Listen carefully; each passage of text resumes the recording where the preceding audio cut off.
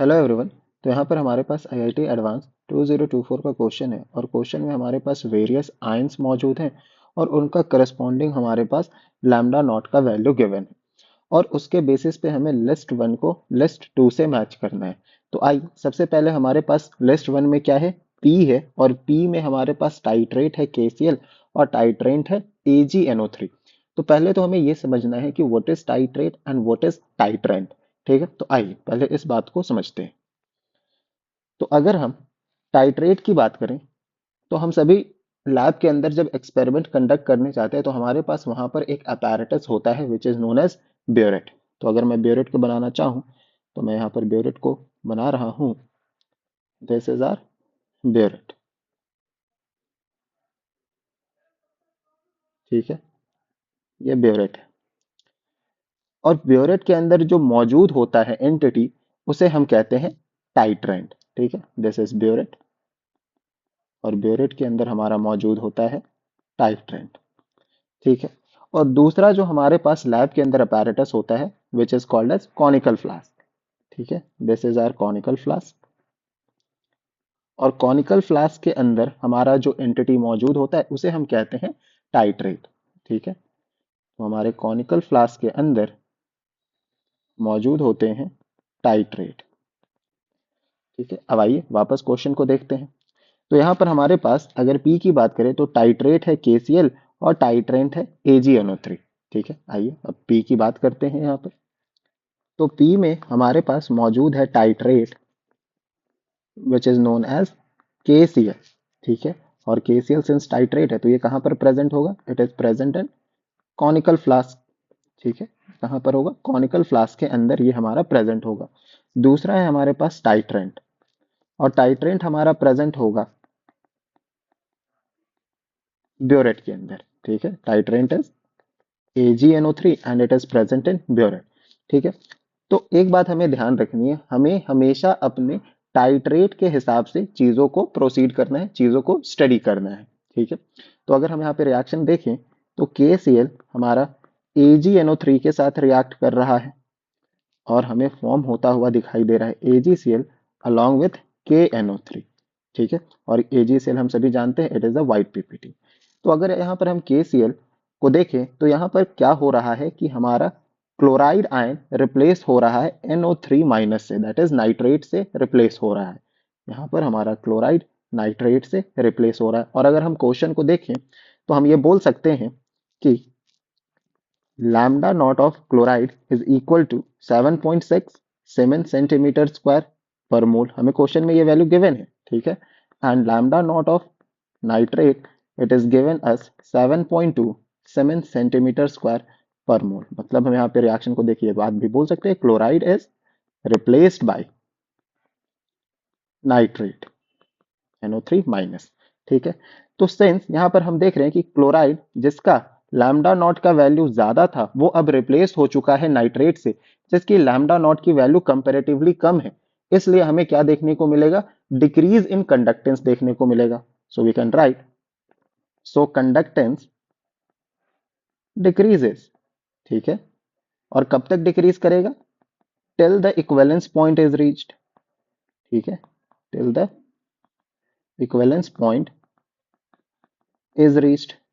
अब equivalence point क्या होता है, वैसा पॉइंट जहां पर हमारे KCl और AgNO3 के कंसेंट्रेशन या नंबर ऑफ मोल्स बराबर हो जाए या नंबर ऑफ ग्राम इक्विवेलेंट्स बराबर हो जाए उसे हम क्या कहते हैं, इक्विवेलेंस पॉइंट कहते हैं। जब तक इक्विवेलेंस पॉइंट हमारा ना आ जाए तब तक हमें क्या देखने को मिलेगा, कंडक्टेंस में डिक्रीमेंट देखने को मिलेगा, डिक्रीज देखने को मिलेगा। लेकिन आफ्टर इक्विवेलेंस पॉइंट क्या होने वाला है, आइए इस बात को भी समझते हैं। After equivalence point conductance increases. लेकिन ऐसा क्या हो गया कि कंडक्टेंस इंक्रीज कर गया, conductance increases because number of ions increases, number of ions increases. ठीक है, कंडक्टेंस में हमें इंक्रीज देखने को मिला क्योंकि हम क्या कर रहे हैं, टाइट्रेंट दैट इज ब्योरेट से आयंस को ऐड करते जा रहे हैं। तो आफ्टर इक्विवेलेंस पॉइंट हम फर्दर आयन ऐड करेंगे और अब जो हमारा आयन आएगा वो क्या करेगा, कंडक्टेंस में इंक्रीज करेगा क्योंकि ओवरऑल हमारे सॉल्यूशन में नंबर ऑफ आयंस इंक्रीज कर गए, that's why the value of conductance also increases. तो अगर हम अपने ऑप्शंस को देखें तो यहाँ पर जो हमारा P है उसका करेक्ट मैच क्या हो जाएगा, P का हमारा करेक्ट मैच हो जाएगा 3। 3 क्यों हो रहा है, क्योंकि हम यहाँ पे देख रहे हैं कि इनिशियली हमारे कंडक्टेंस की वैल्यू डिक्रीज कर रही है, लेकिन आफ्टर इक्विवेलेंस पॉइंट कंडक्टेंस की वैल्यू इंक्रीज कर रही है। सो P का करेक्ट मैच क्या हो रहा है, 3 हो रहा है। तो इस बेसिस पे अगर हम गिवन ऑप्शंस को देखें तो हम D को एलिमिनेट आउट कर सकते हैं, B को भी एलिमिनेट आउट कर सकते हैं और A को भी एलिमिनेट आउट कर सकते हैं। मतलब हम सिर्फ और सिर्फ P के बेसिस पे इस क्वेश्चन का करेक्ट आंसर बता सकते थे, which is option number C. लेकिन आइए बाकी ऑप्शंस को भी देखते हैं, मतलब बाकी क्यू आर एस को भी देखते हैं। तो आइए अब क्यू की बात करते हैं। Q we have titrate AgNO3 और AgNO3 सिंस टाइट्रेट है it is present in conical flask. ठीक है, मतलब अब सारी बात किसके रिस्पेक्ट में होने वाली है, टाइट्रेट के हिसाब से अब सारी बातें होने वाली। ठीक है, और हमारा जो टाइट्रेंट है it is KCl and it is present in burette. ठीक है, तो अगर रिएक्शन होगा AgNO3 और KCl का आपस में तो हमें मिलेगा AgCl along with KNO3। तो अगर यहाँ पर हम देखें तो हमारे Ag पॉजिटिव आयंस क्या हो रहे हैं, रिप्लेस हो रहे हैं किससे, K पॉजिटिव आयन से। मतलब हम यहाँ पर ये बात बोल सकते हैं Ag positive is replaced by K positive ions. फिर से अगर हम क्वेश्चन को देखें और वहां से लैम्डा नॉट की वैल्यू देखें तो हम यहाँ पे ये भी लिख सकते हैं कि since lambda naught of Ag positive is equal to 6.27 centimeter square per mole and lambda naught of K positive is equal to 7.47 centimeter square per mole। तो हम यहाँ पर ये बात देख सकते हैं कि हमें कंडक्टेंस में इनिशियली क्या देखने को मिलेगा, इंक्रीज देखने को मिलेगा। क्यों इंक्रीज देखने को मिलेगा, क्योंकि यहाँ पर Ag पॉजिटिव की जो लैम्डा नॉट की वैल्यू है वो कम है और K पॉजिटिव की लैम्डा नॉट की वैल्यू कंपैरेटिवली ज्यादा है। So we can write conductance increases till the equivalence point. ठीक है, conductance increases till the equivalence point and even after equivalence point. मतलब कंडक्टेंस इंक्रीज करेगा इक्विवेलेंस पॉइंट तक, तो ये बात तो हमें पता है, लेकिन after equivalence point also conductance increase करेगा। ऐसा क्यों, बिकॉज सिंपल सी बात है, number of ions in the solution increases. ठीक है, मतलब Q को अगर हम देखें गिवन ऑप्शन में से तो Q का करेक्ट मैच क्या होगा, Q का करेक्ट मैच हमारे पास हो जाएगा 4। तो यहां पर हम देख सकते हैं कि इनिशियली भी हमारी कंडक्टेंस की वैल्यू इंक्रीज कर रही है और आफ्टर इक्विवेलेंस पॉइंट भी हमारी कंडक्टेंस की वैल्यू में इंक्रीज देखने को मिल रहा है। तो यहां पर हम बोल सकते हैं Q का करेक्ट मैच होगा 4। अब आइए R की बात करते हैं। तो आइए अब R की बात करते हैं। तो R में हमारे पास टाइट्रेट मौजूद है NaOH और NaOH सिंस टाइट्रेट है it is present in conical flask. ठीक है, मतलब अब सारी बातें किसके रिस्पेक्ट में होने वाली है, NaOH के रिस्पेक्ट में होने वाली है, which is titrate and the titrant is HCl and it must be present in burette। ठीक है, तो रिएक्शन होगा NaOH plus HCl giving NaCl along with H2O। तो अगर हम यहाँ पे देखें तो हमारे OH minus ion that is hydroxide ion replace हो रहे हैं क्लोराइड से।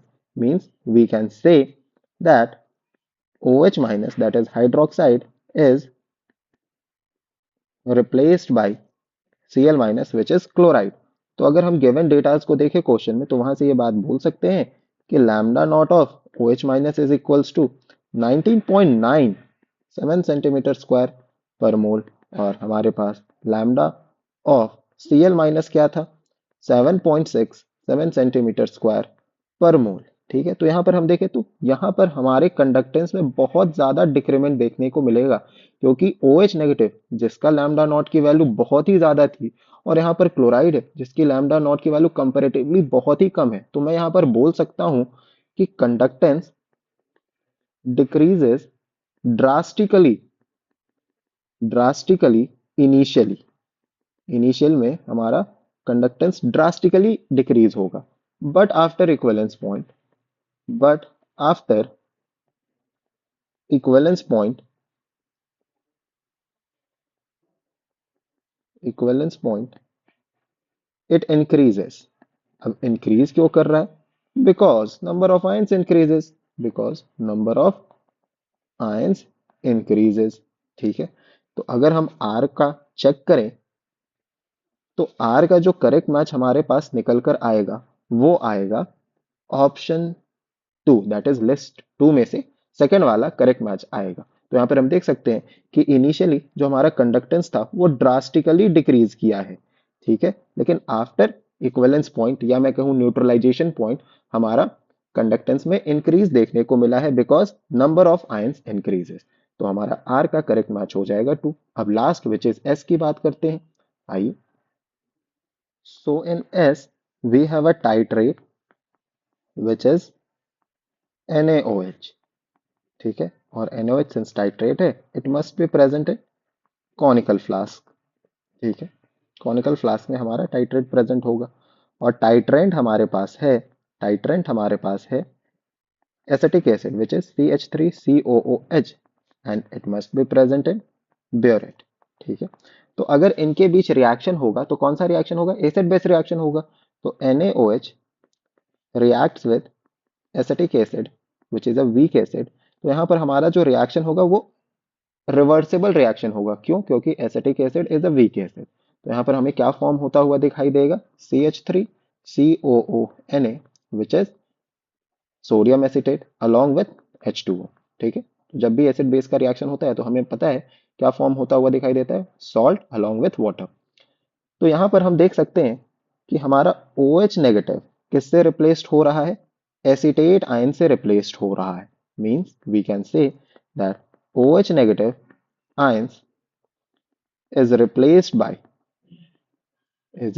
by CH3CO negative ions.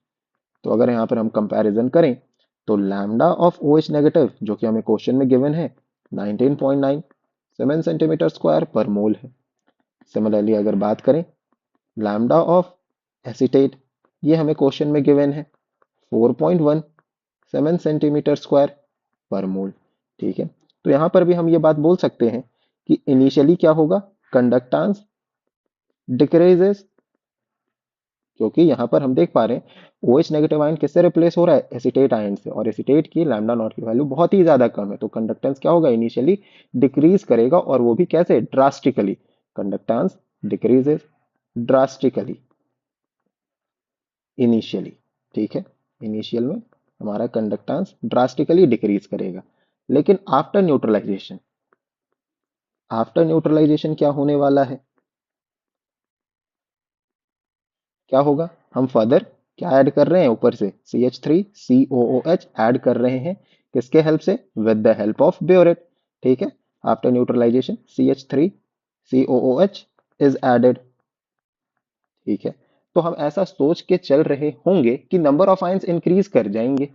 Number of ions हम सोच के चल रहे होंगे कि CH3COH आएगा तो नंबर ऑफ आयंस इंक्रीज करेगा, लेकिन हम जानते हैं कि CH3COH क्या है? It is a weak acid, and so it remains in undissociated form, undissociated form। और एक और रीजन है कि ये अनडिसोशिएटेड फॉर्म में इसलिए रहना चाहेगा क्योंकि यहाँ पर कॉमन आयन अफेक्ट लगेगा। किसके कारण? हमारे सोडियम एसिटेट के कारण यहाँ पर कॉमन आयन अफेक्ट अप्लाई होगा। दैट्स वाई ऑल्सो जो हमारा एसिटिक एसिड है it remains in undissociated form, remains in undissociated form also because of common ion effect, ठीक है। तो हम बोल सकते हैं so no extra ions in the solution after neutralization, ठीक है। तो हम बोल सकते हैं कि अगर एक्स्ट्रा आयंस नहीं मिलेंगे सो कंडक्टेंस ऑल्सो,